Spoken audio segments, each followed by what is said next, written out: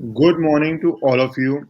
As you had been telling me that you wanted me to speak on the English channel also because there are so many people from the southern part of India, northeastern part of India who prefer English.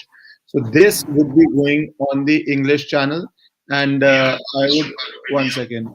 And this will be going on the English channel, and you can subscribe to the English channel. It's written down. The cursor is showing Ishkaran Singh Bhandari English. Today we are lucky because as I promised you, we'll talk in depth on issues which will increase your knowledge and tell you about the important events happening in Bharat and other things of knowledge. Today, Dr. Subramanian Swamy has kindly consented to join us, and he would be speaking on Ram Setu, Kashi Vishwanath Mandir, and Char Dham Act. So I am now stopping this on the Hindi and the Facebook.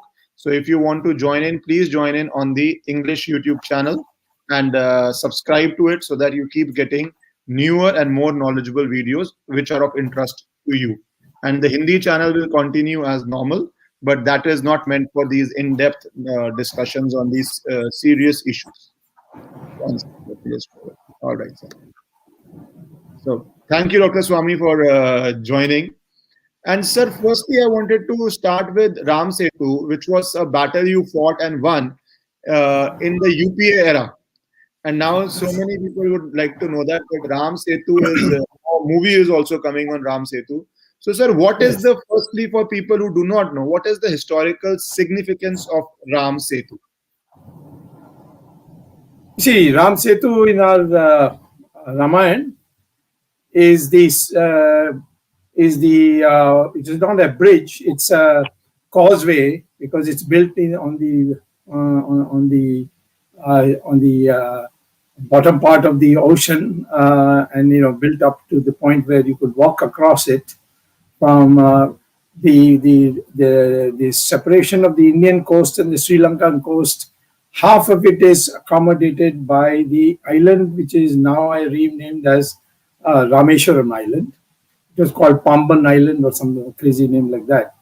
So this Rameshwaram Island comes right to the middle of the between the waters. One is called the upper part is called Park Strait, and the lower part is called Gulf of Mannar, and so it stops in the middle of the ocean.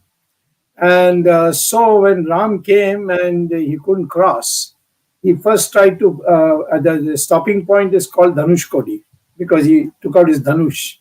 And there he sat down and for 3 days he prayed to the Samudra Raja, the Lord of the Seas, said, please part your sea so that I can cross and go to Sri Lanka. So the Samudra Raja paid no attention to him. So then Ram got up and he said that he doesn't seem to understand puja language. So he pulled out his Agni Ban, which could destroy anything, and aimed it at the ocean. And then the Samudra Raja got scared and he came up and he said, please don't do it. It's not a question of only punishing me, but the entire fishes and shells and all these things will be destroyed. Please don't do it. I know that what you want to do is go across. So I suggest to you that just where you're standing, you look slightly northeast and you will see under the water, there is a ridge. And what you have to do is see that the stones which are there on the shores of Rameshwaram, you go and put it on the coast of Tamil Nadu. Ramanathapuram is the name of the district. And you bring that and put it on one on top of the other, and you will get a bridge to walk across. So, therefore, Hanuman's brother, his name is something with an N. He was the architect. And so he designed it the way he said, this people will do this people will do that. And that's how the monkeys went across from Dhanush Kodi back to the coast, picked up what they thought was rocks and came and put it on top of the on the ridge. And in the process, Hanuman saw that the rocks, the moment you put it in the water, they start floating. So he was shocked. How can a rock float? but it was not a rock. It was what is called as a coral. And the coral is a fusion of fish bones and shells and all that over centuries. And they are only available on the coastal line. They are not available in the sea. So therefore, this became later on for the geological an indication that somebody had brought it there. Being secular, these geologists, they couldn't say it was Ram who brought it or the Hanuman who brought it or Nala, his brother who brought it. It was, they said it was somehow brought. So it is man-made, has been declared by the three former chairmen of or the former directors of the Geological Survey of India, which is a government body. And I've got their now. That's how the thing was made. It was obviously something of great religious value. But what happened is that the British came, they renamed it as Adam's Bridge. And as if Adam was kicked out from the heaven or something like that. So he came on the earth and he landed in Sri Lanka and then walked across to India. But if he walked across, it means there was already a bridge or a causeway. But anyway, I won't get it. It was called Adam's Bridge, Adam's Bridge. And then the 1999, Atal Bihari Vajpayee and Karunanidhi got together to form a government, which was a very unnatural government given the ideologies of the two parties. And as soon as they came to power, they had DMK as environment minister, and later on DMK, minister as of shipping. And they came up with this project which the British had proposed in 1850 or something like that, and had given up. And about 16, 17 attempts were made to revive it, and the last revival was done during Nehru's period in 1956. But they were given up as not practical because the fact is that Sri Lanka is on this side, India is on this side, and all ships cannot go through the in between because the terrain is too shallow. So therefore, they would have to go around Sri Lanka from Kanyakumari. You want to go to Tamil Nadu, you have to go around Sri Lanka. So therefore, how can you do it? So a canal should be built on the terrain of the terrain of the Gulf of Mannar, and that project came to be known as the Sethu Samudram ship channel project. And it was rejected 11 times. On the 12th time, Karunanidhi insisted. Privately, Karunanidhi in meetings in Tamil Nadu said that these Hindus broke your Babri Masjid, he told the Muslim audiences, and I will break Ram Setu for you. I mean, he called it Adam's Bridge, which these Hindus consider it as very sacred as part of Ramayana. So his motives were very bad. But what was surprising is that Mr. Vajpayee, Mr. Advani, and the person who, as Minister of State for Shipping, initiated the project was Arun Jaitley. And Arun Jaitley prepared it, sent it to T.R. Balu, who was at that time Environment Minister, who cleared it, and then went to Advani, who signed it. Then it went to Vajpayee, who signed it, and the project was announced. In fact, the BJP of Tamil Nadu was so jubilant, they declared it as a Vajpayee project, a historic project and all that. But the Vishwanath Parishad, led by Ashok Singhal, they became upset. So did the Sarsang Chalak of RSS, Sudarshanji, and they raised a hue and cry, but nobody was listening. And then they went to the Supreme Court. All the Shankaracharyas signed the petition, and the Supreme Court dismissed it, saying, "What is this? You're coming in the way of development on all kinds of notional ideas that Rama was here, Rama was there. Then we'll have no buildings left." So then the Vajpayee government fixed, I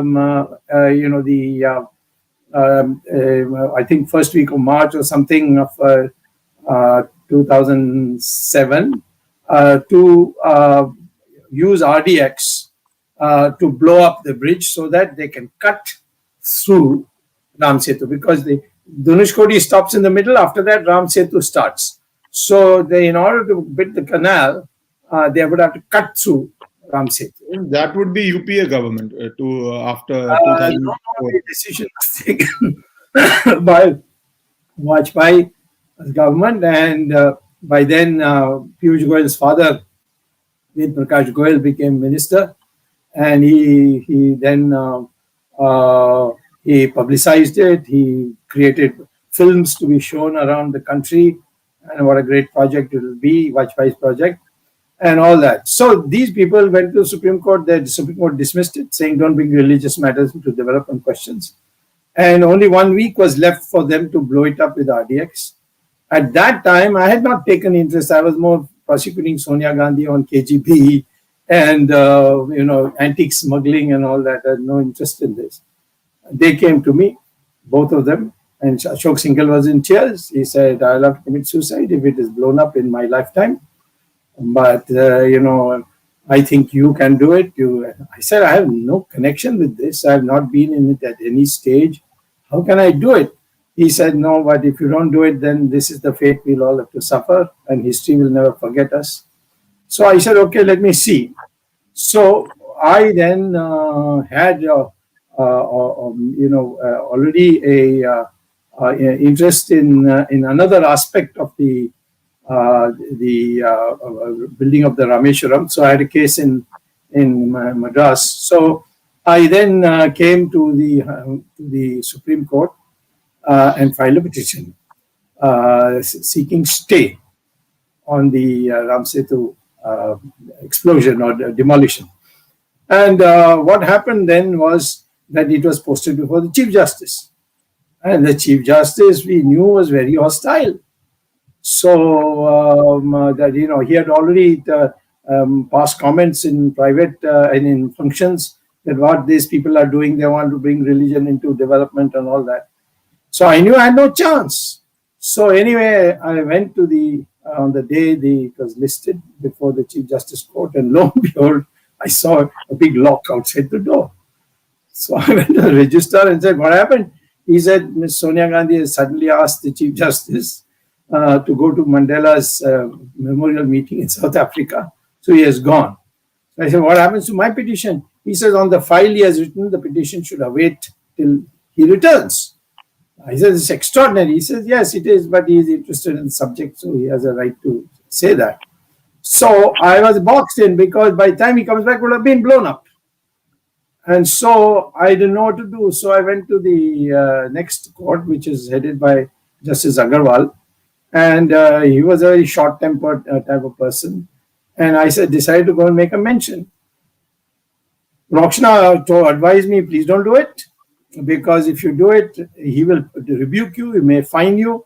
Because you come suddenly out of things, no notice, nothing, no mention notice, nothing. So I said, well, listen, if Ram wants to save Ram Setu, then he has to find a way.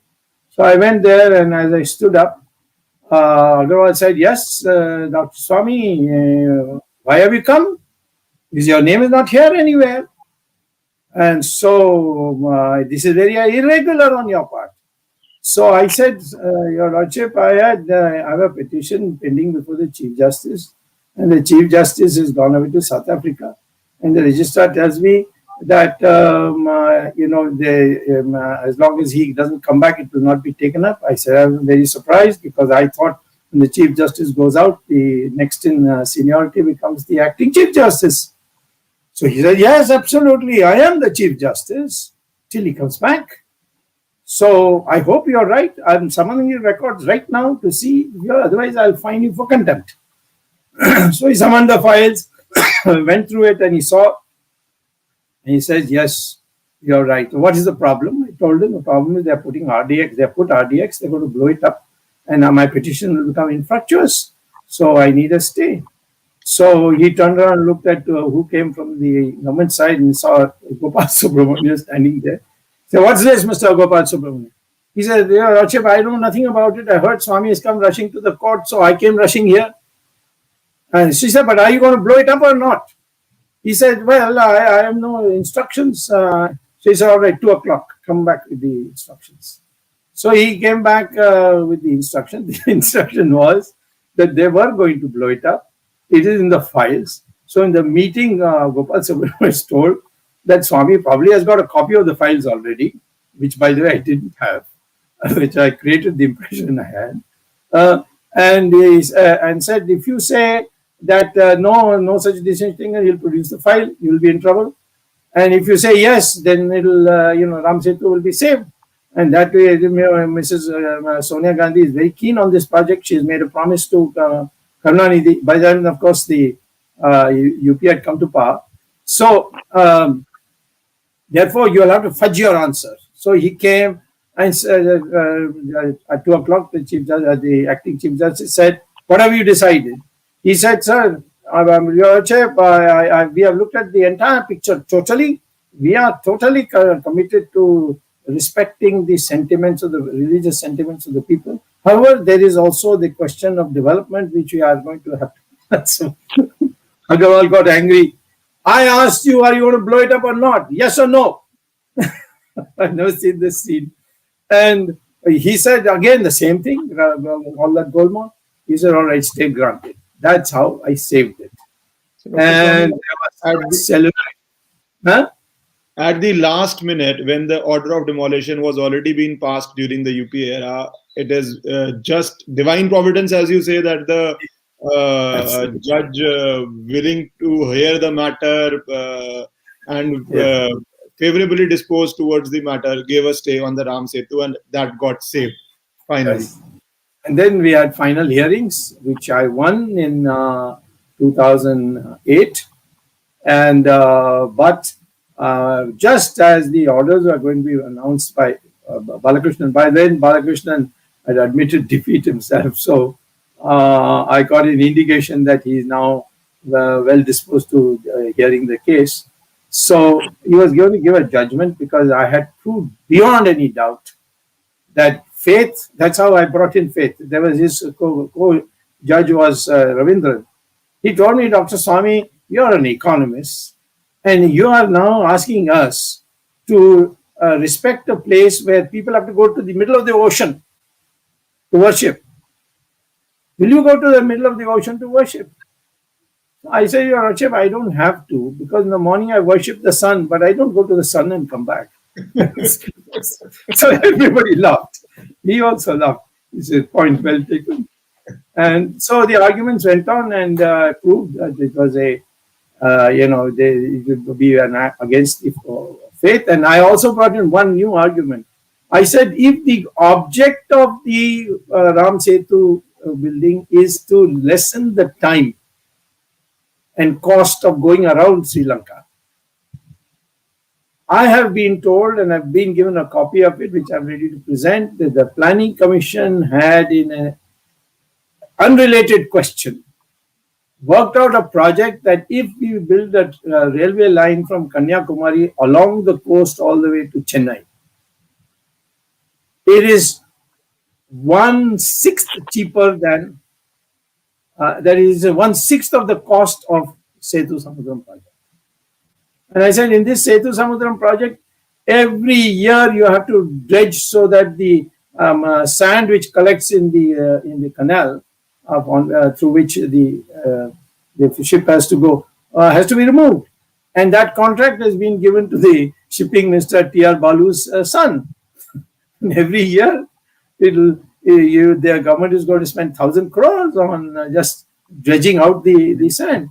So I said, cost. Public interest litigations are relevant if public funds are being misused. This is a misuse. Your object is served. If you have a railway line going, you just put a container port in Kanyakumari or in Tuticorin and load it on the train, and the train takes it to Chennai, and from Chennai it can go right up to Calcutta. So that also pleased the judges very much, and they were about to announce when a letter arrived in court, and by the way, again appearing against me was Nariman. That is no joke, as you can understand. The man is brilliant. Mr. Nariman is one of the senior most and the most brilliant lawyers of India. Yeah, And he is a kind of a de facto guru of mine, so I can't be rude to him also. So Mr. Nariman suddenly announced, please don't make the announcement, announce your judgment.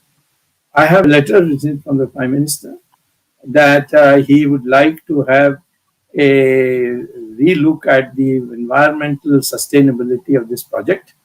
And he has asked Mr.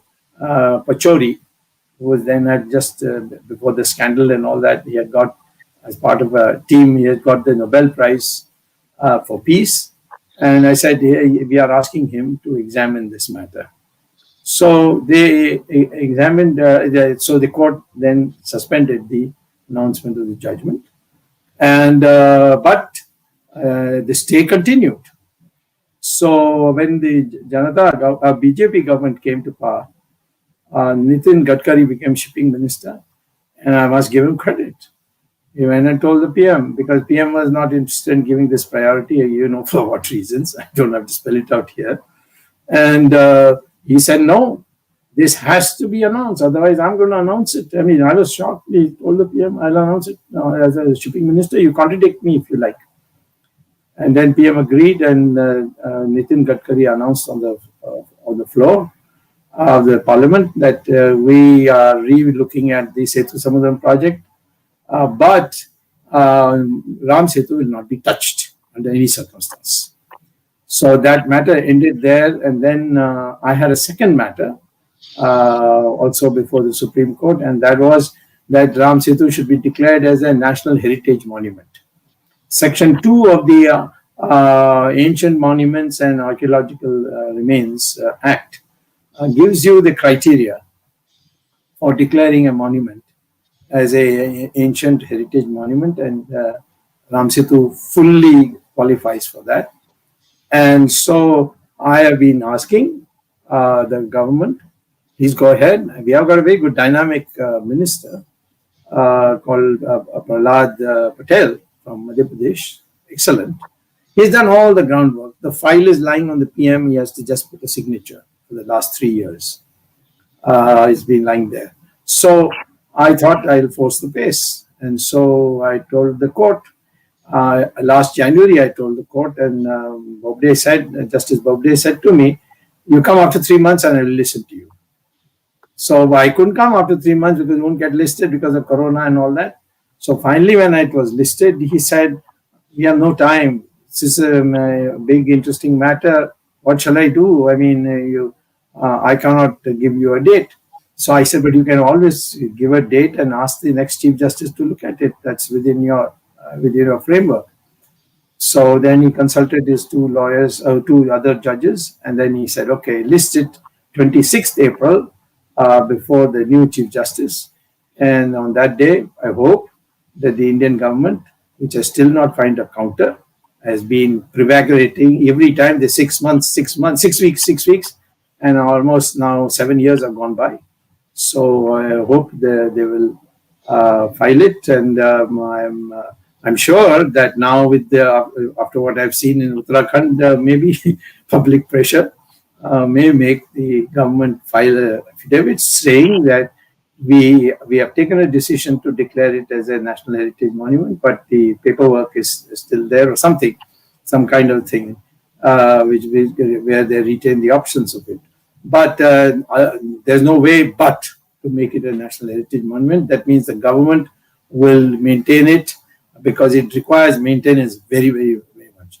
I must say, to the credit of Rajapaksa, he has done wonderful work to revive Ashok Vatika, where Sita was kept as a prisoner, Ravan's palace, all these things he has done. And the moment you land in Sri Lanka, you will get a straight passage to that. It will be a huge religious tourist facility, you see, and it will benefit both countries. So I think, and I also must say that Rajapaksa was very helpful, because he gave me a letter, which I put it in the Supreme Court, that the law of the sea requires prior permission of Sri Lanka, the UN law of the sea, and they have not sought our permission, and we are not giving permission because we respect Ram. And that, of course, was a big blow. Had it been a BJP government, it would have been a very, very big blow. but Karunanidhi is shameless. And so he said, who is he? Why is he interfering? But anyway, it made an impact on the. So we must thank Sri Lanka also for this help. Dr. Swamy, it is that's why I wanted to talk about it for people who do not understand how significant the achievement is that Ram Setu, one of the most historical landmarks, I would say, made by Lord Rama himself, was about to be destroyed. And they say till 15th century it was visible to naked eye. Rameshwar temple records that it was visible to the naked eye, and Britishers have also recorded that it was visible to the naked eye till 15th century. And how such a nefarious attempt was made to destroy it, and how at the last hour you went to Supreme Court and saved it. But one more lesson I want people to understand is this battle took Dr. Swamy more than 10 years. I think this was done in 2007, and we are in 20. Yeah, that's right. Whether you like it, there are two ways of looking at it, because people get impatient about law. So I want to speak just one line on law, that sometimes you get very impatient. Sometimes even victories take 10, 12 years. Dr. Swamy's perseverance of not giving up. But if you see the timeline, it's still 12 years since he fought to save it, and it's still pending in Supreme Court. Victories have come. The final victory is still to, in the sense that final cherry on the cake is still to happen. So always in life have patience and trust our judicial system that you will win in the end. A lot of people lost, but Dr. Swamy won in the Ram Setu matter. Yeah, one extra point I'll add. For a long time, the UPA maintained this is mythical. So three former, Geological Survey of India's chairman or directors came together and prepared a report. And they said that that rock is not a rock.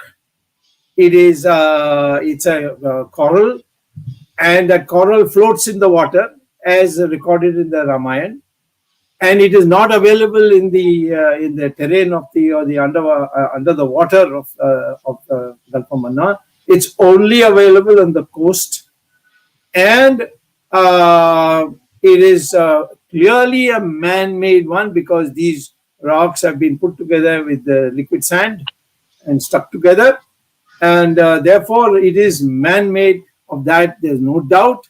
And they say we roughly estimate it, and others have estimated that it is at least 7,000 years old, which means Ramayana. Ramayana is actually Ramayana is between 5,000 BC and 7,000 BC. So of course the estimate also gave plus minus numbers, but the base number is 7,000 years. That means minus 5,000 BC. So all the evidence now, Western evidence has also come out to say that. I don't care very much for that Western evidence, because we have got our own evidence, and that's what matters. But this has also been demolished. That this is it's a mythical thing. And Karunanidhi, who one day got so angry that he says, "Who's Swamy to rename Adams Bridge as Ram Mandir, as Ram Setu?" Well, is Ram a great engineer? Which engineering college he went to get a degree? Next day he got sick and had to be admitted to a hospital. The hospital name was Ramchandra Medical Hospital. So I wrote him, does Rama have an MBBS? Make sure, otherwise you might get killed there. Dr. Swamy, I had thought that I will do half an hour on 3 topics, but this entire topic took 29 minutes and counting. So one, I want tomorrow. Yeah, that's what I'm saying, Dr. Swamy. I don't want to overload people. So 30 minutes I had planned. We will talk about Char Dham Act in Uttarakhand, which is a huge victory, as well as ongoing work on Kashi, Vishwanath, Mandir, and places of worship act. So I would request you in 2-3 days, whenever you have time, to talk on those topics. You select the time and ask me. Yes, you select the time and ask me. I would do that, and thank you for joining. And a lot of people have a lot of other questions also on China. Someone asking some questions on Sushant Singh Rajput, but we will have a separate session on all of that. Today was on Dharma, and one more on Dharma, because I want to talk about Kashi Vishwanath. So thank you, Dr. Swamy, for doing this. Bye. Okay, bye. Thanks for organizing this program. Thank you, sir.